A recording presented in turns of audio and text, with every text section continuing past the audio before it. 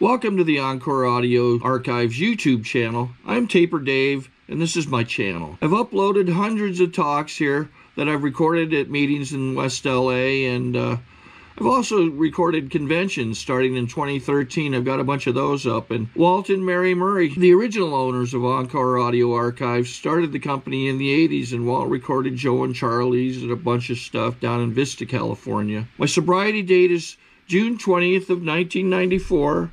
I hope you find something you like, so please like and subscribe to my channel and comment down below. If you want to hear something that I don't have or that you don't see, I'll see that I get it. Anyways, take care and have a great day if you want to.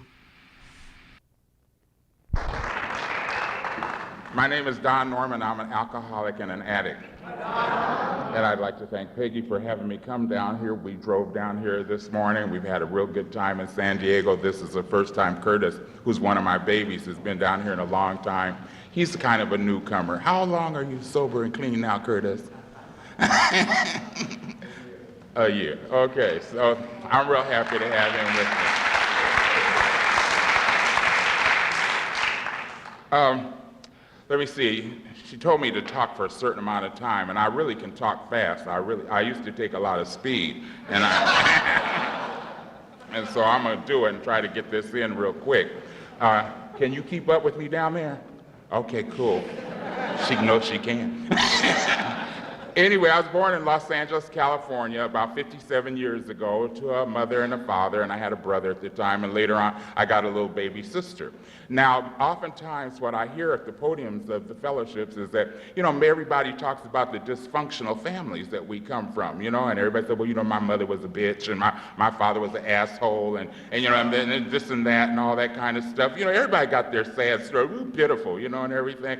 And you listen to everybody, because somehow or another, I think we have to figure that out, and we have to come up with the reason that because these people were so shitty and everything, that's how come we're assholes, and that, we don't have to take the blame for being the way we are, and I think that's kind of what we do, so I just have to tell you that my parents were, they were pretty cool. They were black and everything, and therefore, they were somewhat discriminated against in this country, and I always look at the fact that we're in a country that's dysfunctional, and if the country, it is, the country's dysfunctional, so how could we expect our mothers and fathers to be functional? That's impossible, So the whole thing about it, I just came along, and I was like a little kind of what kind of kid was I? As far as I know, I was just a regular little old kid. I was kind of precocious. I liked people to say I was smart, and I wanted to be seen all the time. I would like the attention of everything. I liked that, and I was in grammar school. I think I was very popular in grammar school. I can remember in grammar school there was a kid that was with me, and his name was Ernie. And Ernie Corral and I were just like the most popular kids in school, And on Valentine's Day, you know how you get those little Valentine things? Remember those things on Valentine? Everybody passes them out. Well, I think I got 17, and he got 18, And every year we compete to see who got the most, So I guess I had a personality then. And I would do little Indian dances and stuff like that. They say, who wants to volunteer for that? And I go out and make a tom-tom and boo, and everything. It was fun, I liked that, and being seen. And I grew up and went to junior high school, and junior high school was somewhat fun. I liked it quite a bit. I didn't have a lot of trouble in school, and then I went on. There were some things that happened during that time that I could say that might have had some impact on the way I perceived the world. And some of it was the fact that there were certain places that I could not go happily. There were some places they didn't want me to be at. Like, there was a swimming pool near my house, and we couldn't go there because they didn't let us in there to go swim. And I can remember walking around. That would kind of make you feel unwanted or something like that, but I don't think I let it affect me that much. You know how you kind of throw that off, and go on. And I was still popular, and a lot of people liked me, so I just went on with life. I got into high school. I was pretty well liked in high school, and I got along good, and I ran track. I was a letterman, varsity letterman, and for 3 years, and I was real well known in school. I was in all the student body government, all the clubs, everything, just having a good time and all that stuff. But I can remember that my mother and father were very strict. They were extremely strict, and they wouldn't let us go out at night late. We had to come home at a certain amount of time. Well, I knew some other people that stayed out late. You know, people would stay out late and go to the bars and go, you know, partying and stuff like that, and I couldn't wait to do that. I wanted to do this party, and that's the only thing I can remember is that I wanted to be grown. I wanted to be grown so that I could do exactly what I wanted to do when I wanted to do it. Now, I don't know what type of personality that's called, but that's the kind I had.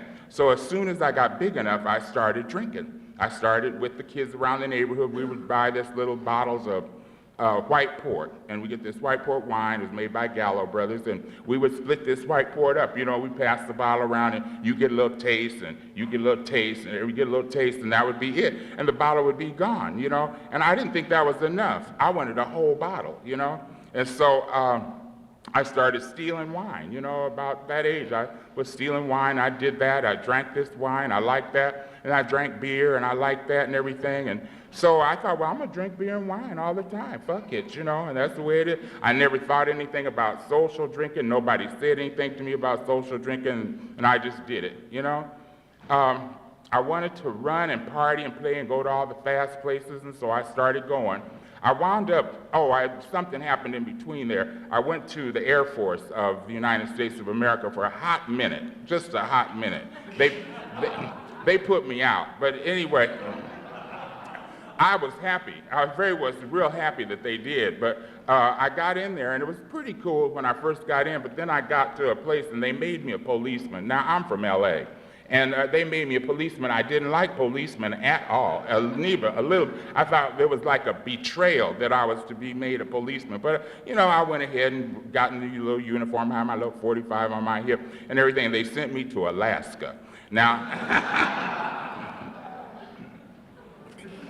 those of you from California can imagine what it's like for somebody from here to go to Alaska. And I had never seen snow in my life. I'm from LA, you know. It snowed once, I lied. It snowed once in 1949, and the snow came down and hit the ground and melted, you know. That was it, you know. So I kind of thought that's what snow was, you know.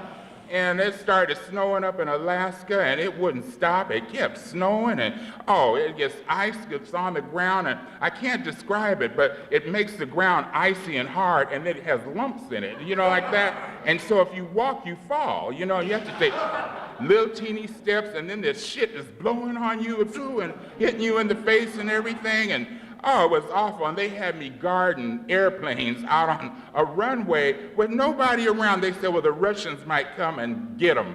And I thought, fuck them, you know? I hope they blow these cocksuckers up. No Russians are going to come out in blizzards to bomb no planes, you know?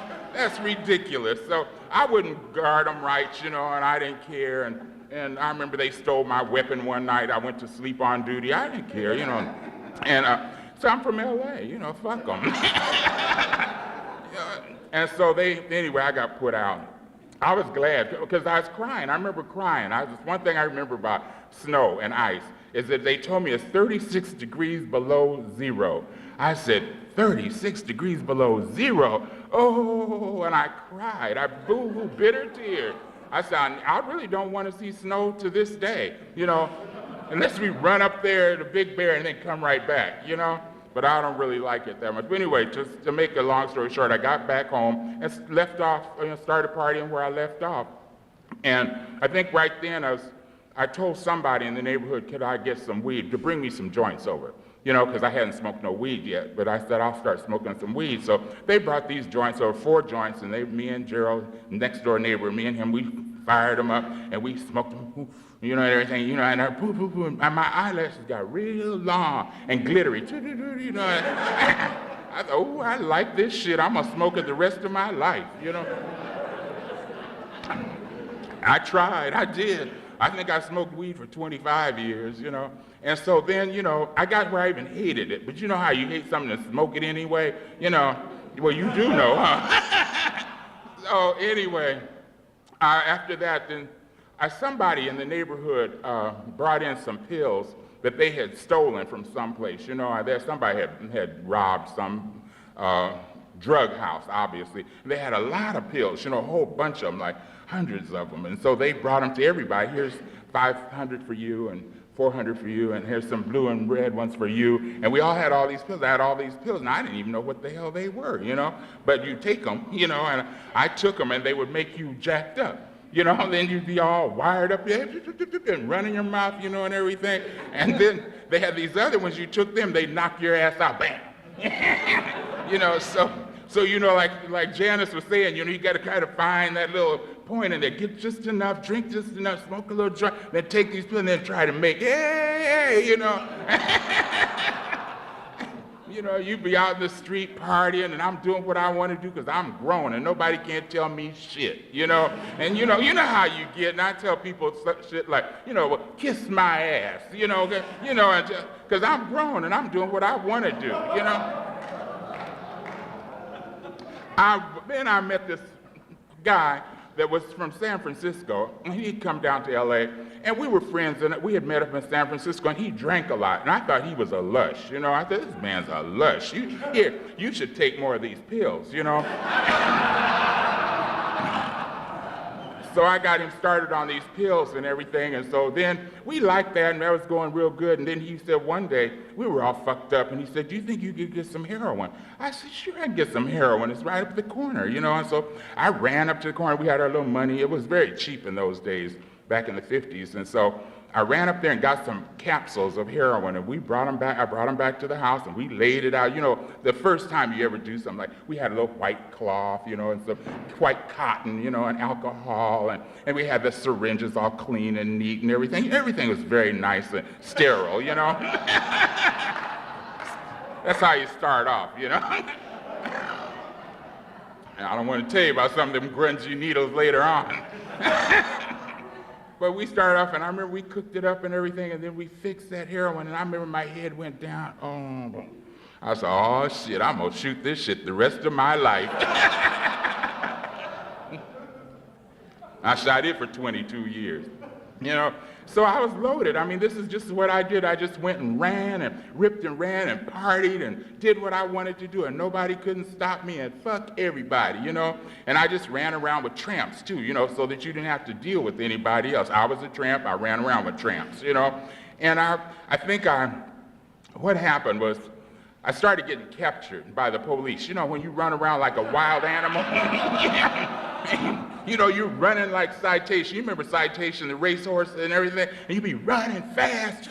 Well, the police get you every now and then, and click you, click, click, click, and you go to jail, you know? I remember the first time I went to jail, they got my ass in jail, and they make you take your clothes off and bend over, and they spray your ass with DDT. Shoot, shoot, shoot, shoot, shoot, just like that, and it burns. I thought, well, they are horrible, you know, and that's what they do, and they don't give a fuck if you don't like it. And I thought, uh-oh, you know, so I figured out that you have to be very, very careful. You know, if you don't want to get captured by the police, you got to be slick and you got to be fast, you know. So you know I was running. For many years, I ran, trying to stay one step ahead of the police, you know what, trying to stay out of the way of those people that you just burn for the money, you know, and stay out of this, let's burglarize this house here, we got this shit here, and, you know, just running all into things. I've decided to move to Venice, California, because I thought, if I live in Venice, my chances of getting busted go way down, you know. Yeah, because everybody's loaded, you know. If everybody's loaded, then they might get anybody at any time, you know. So I moved down there. That's how my thinking went, too. And I did all my dirt. And I went to jail a lot of times in Venice, but they were just like little knick-knack stuff that they would take you for being under the influence. They had a thing called internal possession at one time. They had they get you for internal possession. It was a drag, you know. They had one for marks. If you had marks, you know, from fixing drugs, you know, and everything, well, they could take you to jail for marks. And they would take a thing and examine your arm, you know, and everything. And if the marks were red or anything else, they were fresh marks. And if they were old marks, you didn't have to go. So, you know, you always said, these are old marks. These are old marks. These aren't new marks, you know.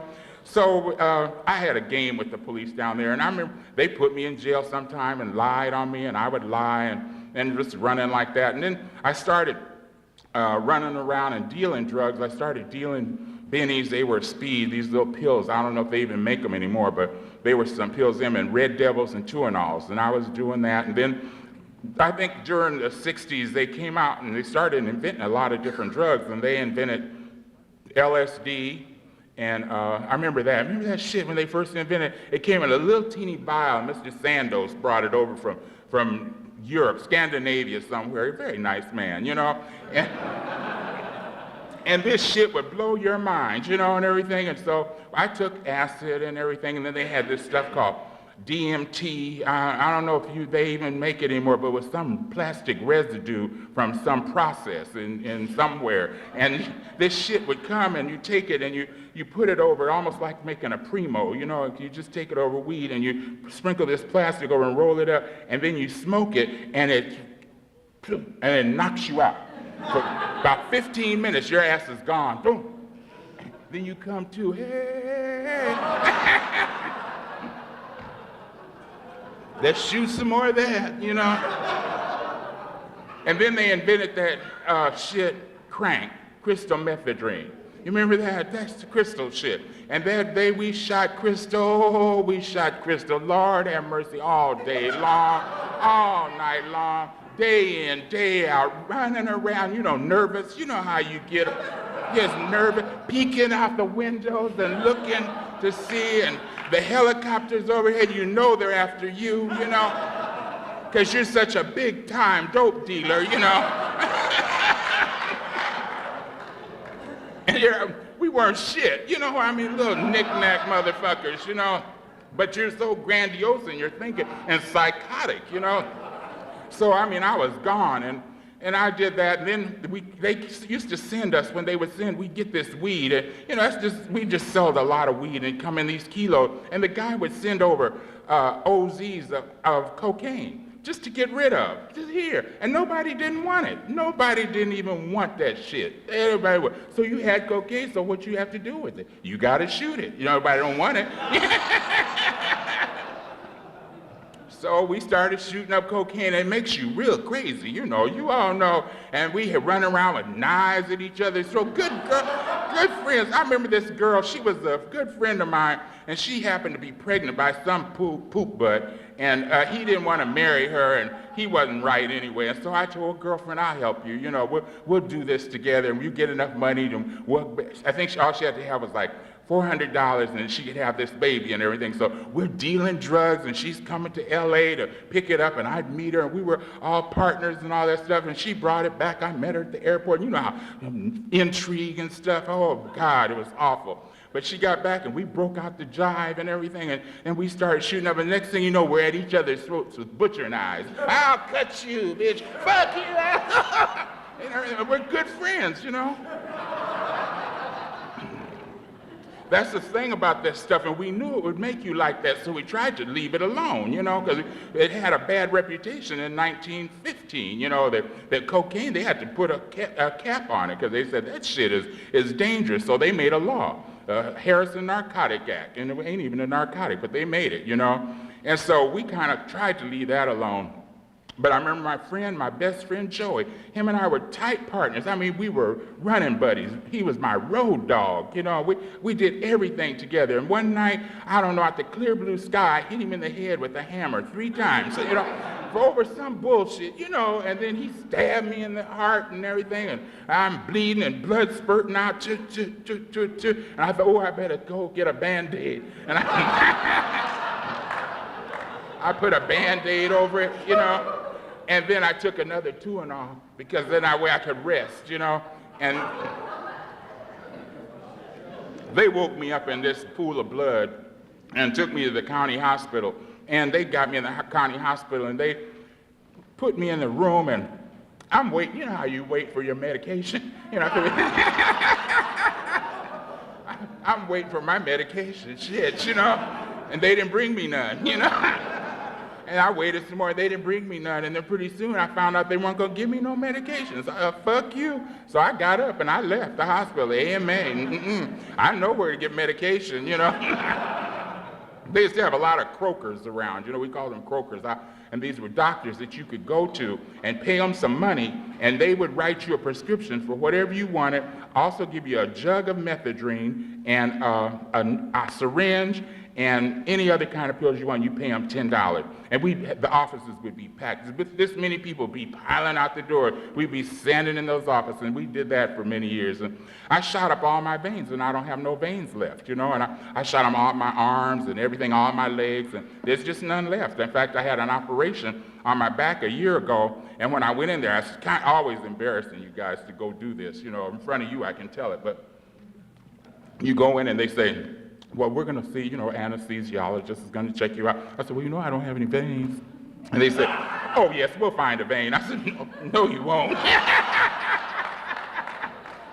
And I used to let people poke me, but I thought, fuck them, they're getting off on this, You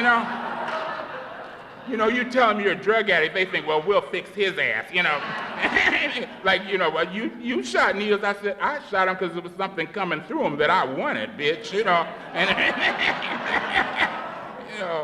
so I don't let them poke in me, and I wouldn't let them poke me. And they kept looking, and one lady came up and tried, and I said, no, you can't do it. And so they looked around and looked around. The only one they found was in my neck. And so I was laying up in the hospital with my neck off it, my IVs out of it. It was here.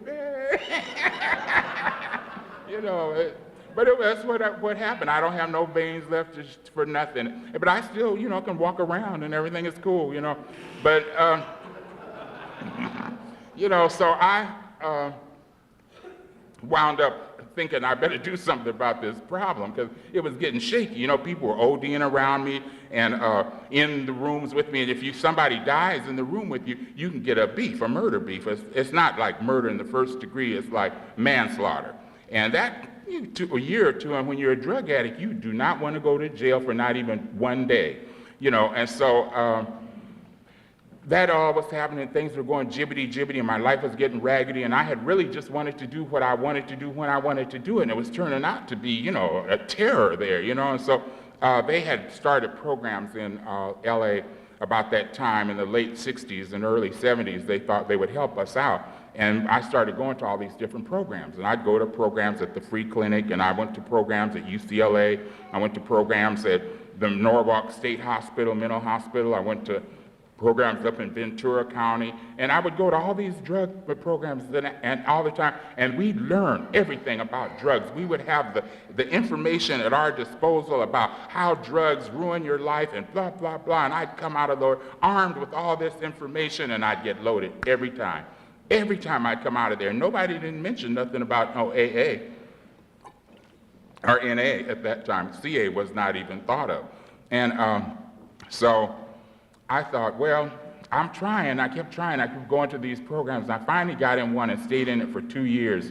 And after the end of the 2 years, I went out just like I did always, and I was armed with all this knowledge and information about, the dangers and evils of drugs and how blah, blah, blah, and everything, and I got drunk that night. And then naturally I started on that cycle because I'm the kind of person that doesn't matter which drug I use. It just don't make any difference. I start on one, I'm going to have them all.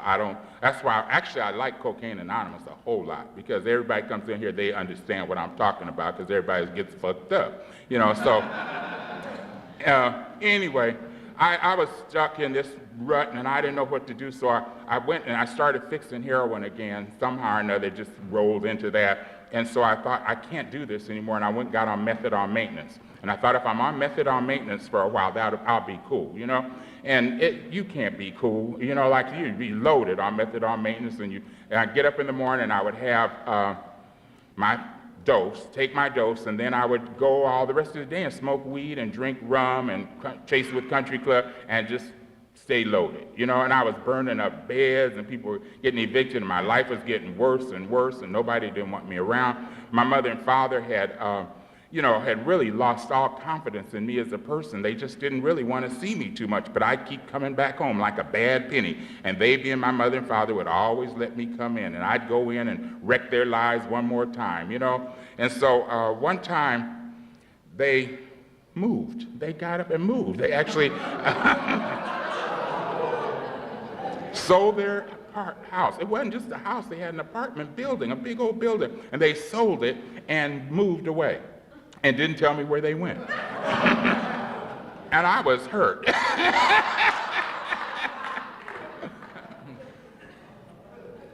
So, then I was at the mercy of the streets then. I was really at the mercy of the streets. But I knew how to run the streets, and I ran the streets until what happened is I wound up in Skid Row, downtown LA. I was living in Skid Row, and that's what I was doing. I didn't have no shoes. I had some old raggedy pants, and just making it from day to day. I couldn't keep a job anymore. It was just impossible to work because I couldn't work. I was just past that. I had different jobs where I'd start off really good, and everything, and it got really bad. And I could go to work one day a week just to make money to pay for one of those flop house rooms and get me some wine, and that was it. And I had decided that I would not use any more dope. That was what I said in my head. I won't use any more dope. What I'll do is drink wine, because dope, you go to jail and get in trouble. And so I started drinking wine, and I drank Thunderbird wine until I was practically dead. I had already spent all those years of all that dope and stuff, and then there I was, just the old wino, downtown LA, just walking around with the rest of them, trying to direct traffic and acting pitiful, just like winos I saw when I was a little kid that I didn't want to be like when I got big. And I had lost all hope. And I just thought I was going to be like that, and it's just going to take this thing to the end, And a miracle happened that August in 1979. I was at the family reunion, as I would go, and we have a large family, about 300 people, and my aunts and uncles, mother and father, and all the cousins were all there. And I went to the family reunion, and I got drunk, as usual, and smoked bowl joints, as usual, and had they had anything else, I'd have had them, and I got so loaded that I created a scene. I wouldn't, how they hold hands for the prayer, we do the same thing in our family, and I wouldn't shut up, I'm a talk and everything, and I said, shut up, and okay, and then they had the music playing, and we have a theme song every year, and the theme song that year was We Are Family by the Sister Sledge. That was the hip song, and every year we have a song, and that was it. And so the music got to playing, and sounded good to me. I'm loaded, and we had a little stage. My aunt had been up there and announcing everything, and I got up on the stage to We Are Family. I got all my sisters and took my clothes off. They up there. Everything. They said, oh, no, take him home, But in the process of taking me home, what they had decided, they saw me like that. They said, this is sad, to them. It's really sad to see me, I was 43 years old and had turned out to be a nothing, So they started praying for me, and I didn't know it. I didn't even know they were praying. My mother and my aunts and my uncles, and they all got on the phone and talked to each other. And at this time, I was living at a flop house hotel down in Skid Row, and I don't know what happened, but I pulled out a page out of the phone book, and it said alcoholism, and it was detoxes or something, and I was trying to find something in there that I could go to, because I'd been in all these programs, and I knew you had to ask somebody to help you. So I found one on 5th Street, and the reason I picked it was because it was on between 4th and 6th. My brain was gone. Believe me, people, my brain was gone. I could not think anymore. I did not want to think. I didn't want to deal with nothing. All I wanted to do was stay loaded. And I called this lady up, and she said to come in. And I went down there to this place, and she let me in the door. I got inside, and all these bums were in there, and they were all sitting around on the floor, and I went and sat down and took my place with them. And she came out and talked to me and said, was I serious about doing something about this problem? And I told her, yes, lady, I'm serious. It's a heart attack, And so she said, well, let me ask you something. She said, do you have a gay problem? And I said, what do you mean? And she said, well, I just wanted to know. She said, because there's a place in Hollywood that helps people that is no word for gay? Okay. And so she said, there's a place in Hollywood that really helps people that are sincere about this problem. And I said, really? She said, yeah. And my heart beat a little faster. I thought, maybe, but I felt like a piece of shit. I didn't think nobody would want me, and nobody didn't even care. And so I thought, well, okay. But I remember the next day, and this man was there, and when I told him, I couldn't remember the name of the place that she said, but I knew it was a gay and lesbian recovery house. And so I said that to him, and he got wrecked. I thought, fuck him, and everything. But a lady was there, and this lady was there. I'll never forget, she had another lady, and she had red hair, and she called me, and she said, I'll do it for you. And she made the call for me. And then I got to the place. I made it to the place the next day, and they let me be in the house. I didn't think they were going to let me in, but they said you could come in. And I didn't mention no dope to them. I said, don't mention dope to them. And I didn't. I waited. And I got inside of that place, and I remember the questions he asked me. He asked me 2 questions. He said, the first one was, what are you willing to do? He said, what are you willing to do? And I can remember my answer to this day. I can remember sitting there, and I told that man, anything. I'll do anything, whatever it takes. And he said, we read the big book in here. Will you read it? I said, yes, I'll read it.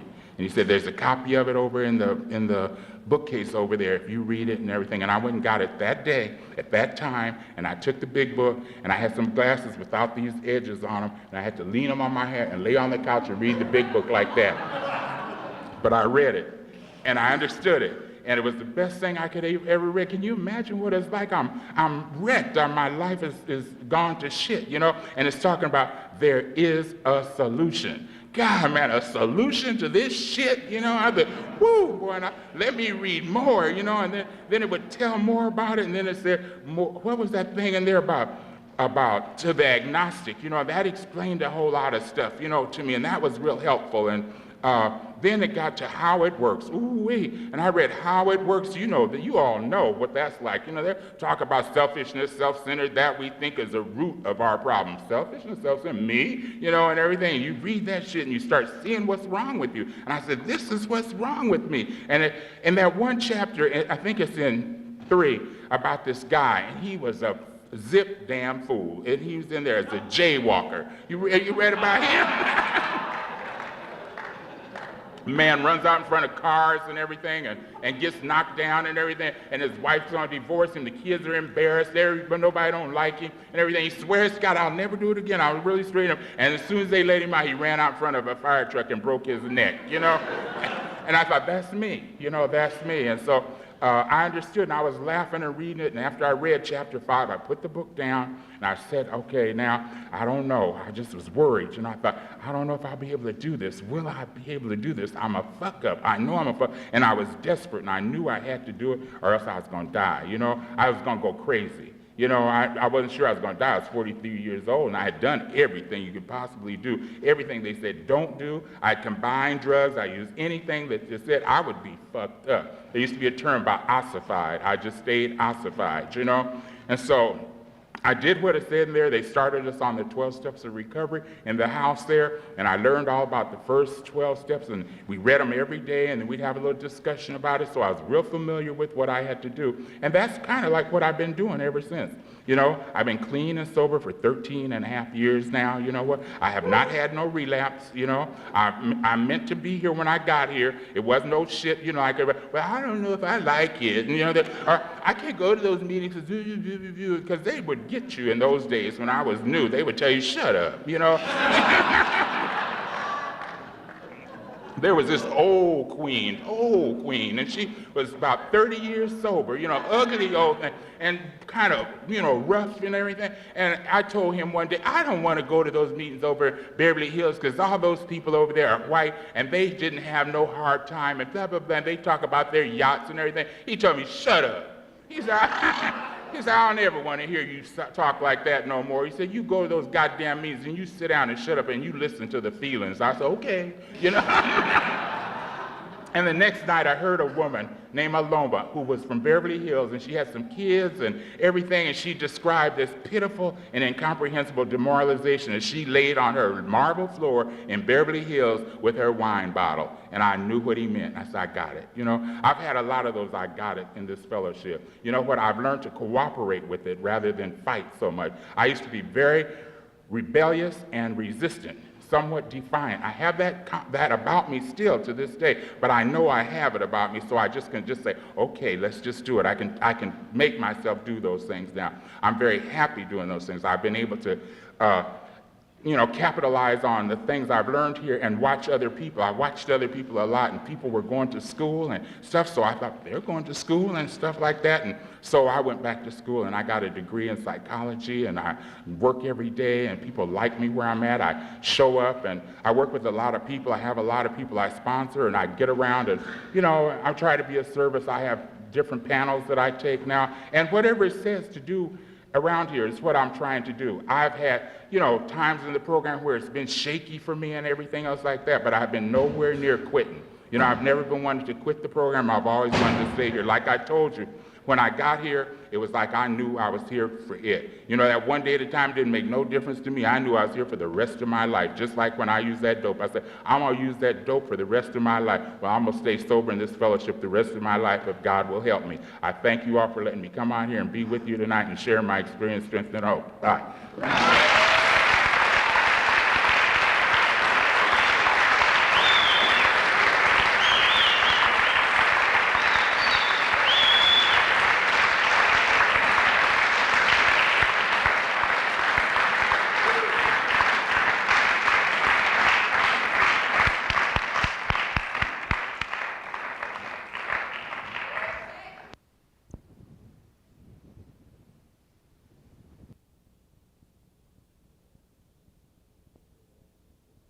And I am a cocaine addict. And I'll also be your waiter this evening. I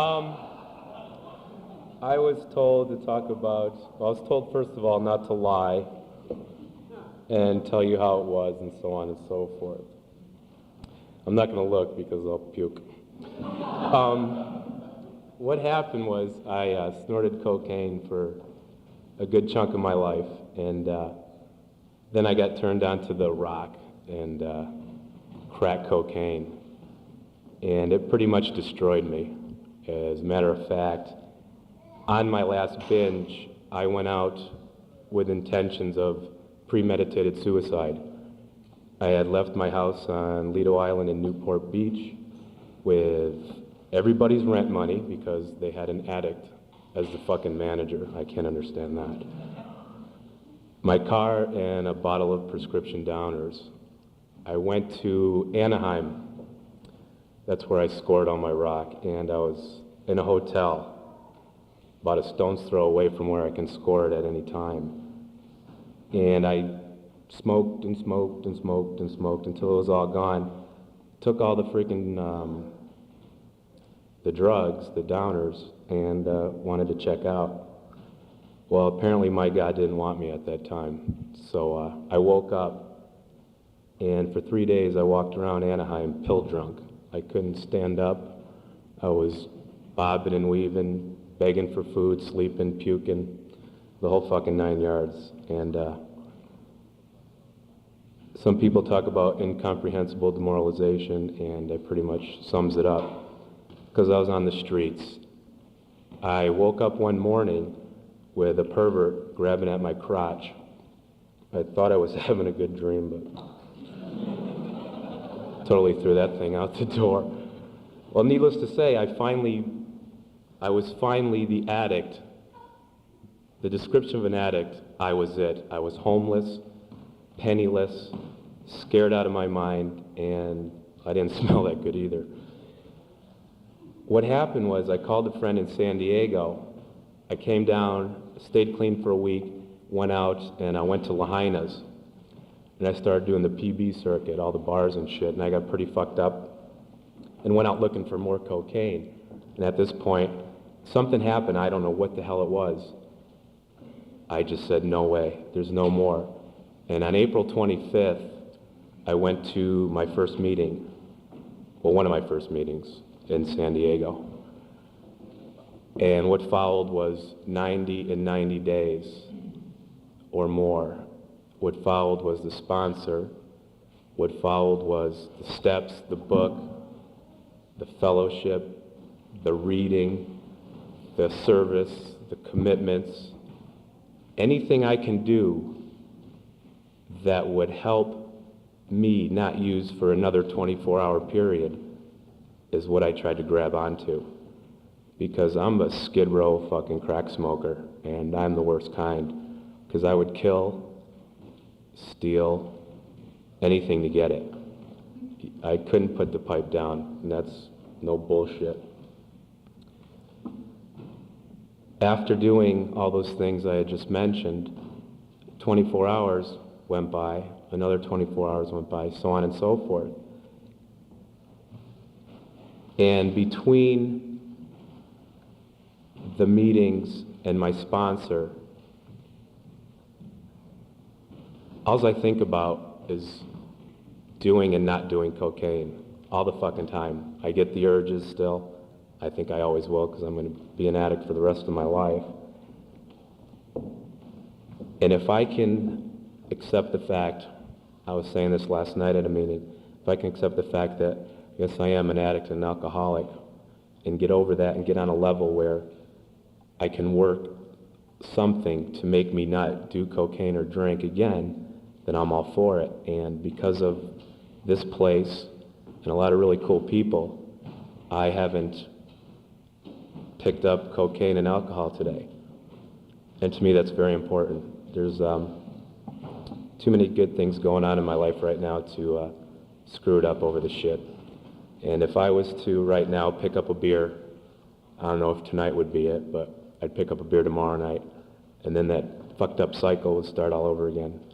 The beer, the booze, the cocaine, the beer, the booze, the cocaine, so on and so forth. And I don't want that today. Thank you.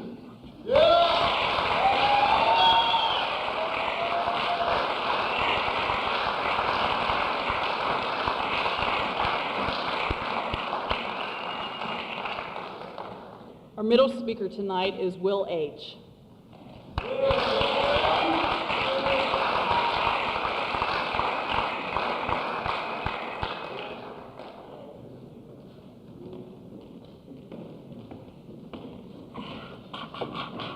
My name's Will. I'm an addict alcoholic. I was talking to a friend of mine on the phone the other day, and he reminded me of the huge role he's played in my recovery, and he wanted me to make sure that you all knew about it. So periodically during my talk tonight, I'm going to sporadically and completely in a gratuitous fashion utter his name, Mike Hahn. Anyway, I guess I'm supposed to talk about my experience, strength, and hope here, and recovery has been a really cool experience for me, and the Reader's Digest version is, I felt like an alien, I found drugs and alcohol, I fit in for a while, then they stopped working, I felt bad, and I got sober, you know, and that's the Reader's Digest version. I guess there were some things along the way that should have clued me in, you know, as to what was going on. I used to drink beer out of a thing called a beer bong. I'm sure a lot of people here know what it is. It's a funnel with a tube on it, and this one was called Otis. And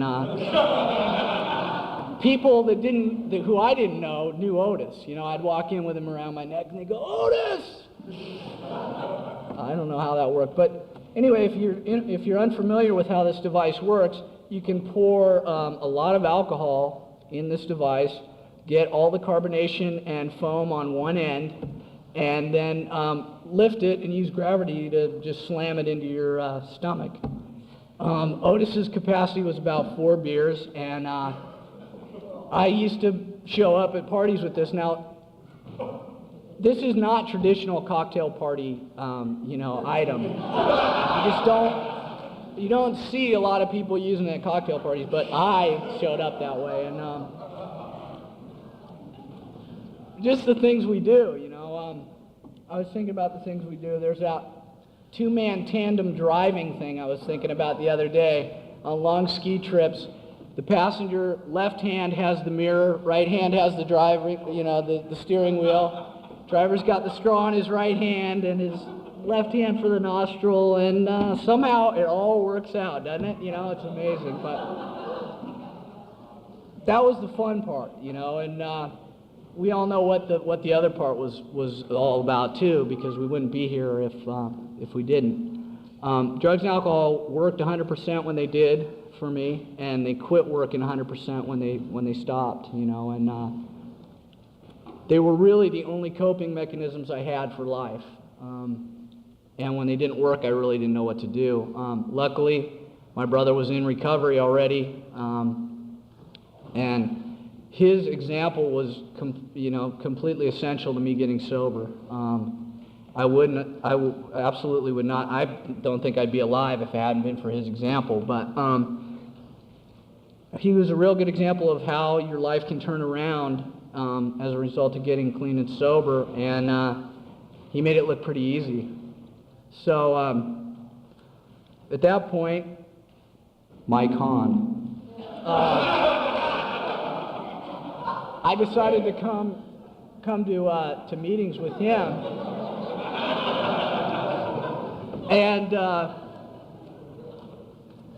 I met a good friend of mine, Mike Hahn, and he was absolutely essential to my recovery too. I was told to do the buddy system when I came in, you know, mob up with other people that had about the same amount of time as you do, and at celebrations like this, we get the opportunity to see the magic of those relationships that you form when you first come in, somebody who you might not have seen in a long time, but it still makes you feel good when you remember, you know, how both of you were new and how much the other person has changed. But at any rate, recovery has been a big deal. All the fundamentals have worked for me. The big book of Alcoholics Anonymous, sponsorship, the steps, the whole 9 yards. And I had something happen to me at about 3.5 years of recovery. You know, I experienced a loss, and it totally devastated me. And I hadn't felt anything like that in my life, because when I had something like that happen, I would just stuff it with drugs and alcohol. And a year later, I was still, you know, worried about the fact that I hadn't gotten over it, etc. But I realized when I was sitting at a meeting that in that year, I hadn't once thought about drinking or using as a solution, not once. And that, you know, I owe that to the fact that I had gone to meetings, and I continue to go to meetings, and I stay in touch with my sponsor, you know, all those things that people suggest here. And there's nothing, I know now there's nothing that could make me drink or use again, you know. I don't have to drink or use today, and that's a total gift. I have a speaker tape, or actually a couple, by this guy named Hugh Douglas, who recently died, and he was a big friend. He was a really good friend to 12-step groups, you know, as a whole. And his message was that the message of 12-step groups like AA and CA and etc. is one of love, and that you're either going to carry that message or die, you know, period. So I hope that that's what I've been able to do tonight. And Mike Hahn. Thanks very much.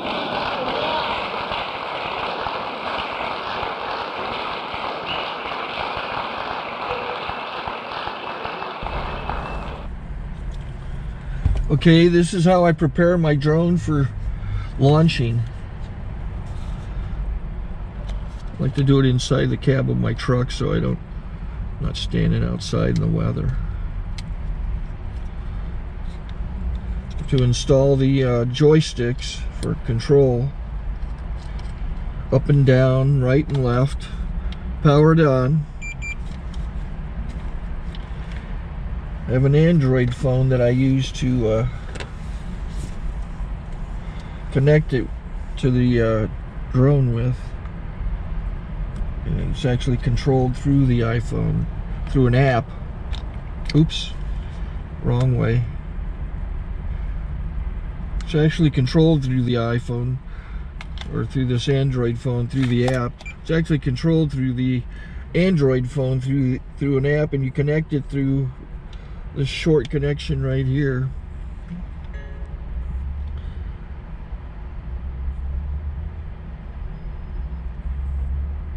Remote control connected. Remote control's connected. So I pull out the drone. I have to extend the legs. Long legs extended first, then the short legs. Remove the gimbal protector. Set that aside, then power it on one short burst, then one long burst. I lay it down. So I have to go to calibrate. So the drone's not connected yet. It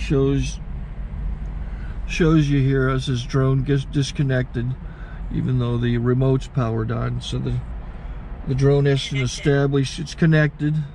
So I go into the app, to calibration mode. First, I'll calibrate the remote controller. Start calibration. Out, in, oop, out, in, up, down, and then this little wheel is to control the gimbal. So it's calibrated.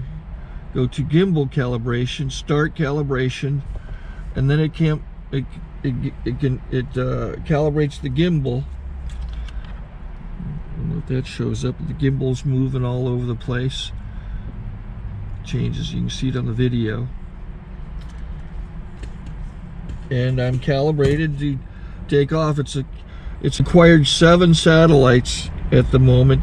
There are 26 satellites up in the sky, which it has to acquire before you can take off. So it's connected. It's got enough satellites. This is white. I can go to press this little arrow button, swipe right to take off, and it would start the motors if I slid this to the right. But I'll wait till I get outside. Don't want to do it inside.